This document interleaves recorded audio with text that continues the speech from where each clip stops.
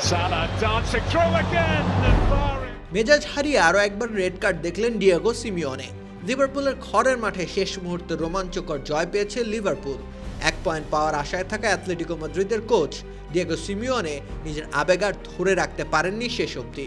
দর্শক সারি থেকে আসা মন্তব্যের প্রতিক্রিয়ায় অশ্লীল অঙ্গভঙ্গি করে রেড কার্ড দেখেন সিমিওনে।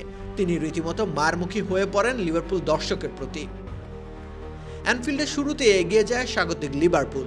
অ্যান্ড্রু রবার্টসনের গোলে ম্যাচে 4 মিনিটের মাথায় এগিয়ে যায় অলরেডরা।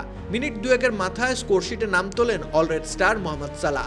ম্যাচের একেবারে শুরুতেই দাপটটা স্পষ্ট করে ফেলে ঘরের ছেলেরা, কিন্তু তখনও সিমিওনের শিষ্যদের ম্যাজিক দেখানো বাকি। সেই ম্যাজিক নিয়ে হাজির হলেন মার্কোস লরেন্তে। প্রথমার্ধে ইনজুরি টাইমে স্কোরশিটে নাম তোলেন লরেন্তে। এই ম্যাচেও প্রত্যাবর্তন ঘটানো সম্ভব, সেই বিশ্বাস নিয়ে ড্রেসিং রুমে ফেরে স্প্যানিশ ক্লাবটি। সেই বিশ্বাস বাস্তবে রূপান্তরিত হতে অবশ্য সময় লেগে যায়। ম্যাচের 81 মিনিটের মাথায় সেই লরেন্তে তার দলকে ফেরান সমতায়।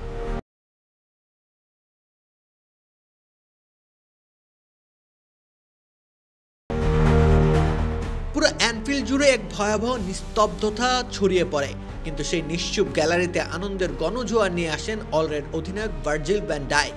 রেফারি প্রস্তুতি নিচ্ছিলেন শেষ বাঁশি বাজানোর। ডমিনিক সোবোসলাইয়ের একটা ক্রস থেকে হেডারে গোল আদায় করেন ভ্যান ডাইক। সেখানেই বরং অ্যাথলেটিকো মাদ্রিদের একটি পয়েন্ট পাওয়ার আশা হয়েছে ধূলিসাৎ। অন্যদিকে অ্যালিয়ান্স অ্যারেনাতে বায়ার্ন মিউনিখ পেয়েছে প্রত্যাশিত জয়। জার্মান ক্লাবটি আতিথেয়তা দিয়েছিল বিশ্বকাপ জয়ী ক্লাব চেলসিকে। ইংল্যান্ডের ছেলে হ্যারি কেইনের জোড়া গোলে জয় পেতে খুব একটা অসুবিধা হয়নি জার্মান ক্লাবটির। যদিও চেলসি মাঠের খেলায় বিন্দুমাত্র স্বস্তিতে রাখেনি বায়ার্ন মিউনিখকে। স্রোতের বিপরীতে আত্মঘাতী গোল হজম করে তারা ম্যাচের 20 মিনিটের মাথায়। সেই ব্যবধানকে দ্বিগুণ করেন হ্যারি কেইন। ম্যাচের 27 মিনিটে পেনাল্টি থেকে গোল করেন ইংলিশ স্ট্রাইকার। যদিও তার মিনিট 2 পরে চেলসির কুল বয় কোল পালমার ব্যবধান কমান। প্রথমার্ধে 2-1 গোল ব্যবধানে এগিয়ে ছিল বায়ার্ন মিউনিখ। সমতায় ফেরার চেষ্টাগুলো সেই অর্থে কাজে লাগাতে পারেনি চেলসি।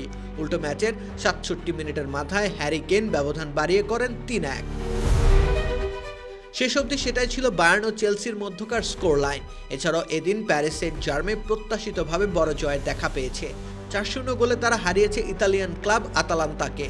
অন্য আরেক ম্যাচে ডাচ ক্লাব আয়াক্সকে 2-0 গোল ব্যবধানে হারিয়েছে আরেক Italian club inter Milan. Rakib Hossain Rumman, খেলা 71।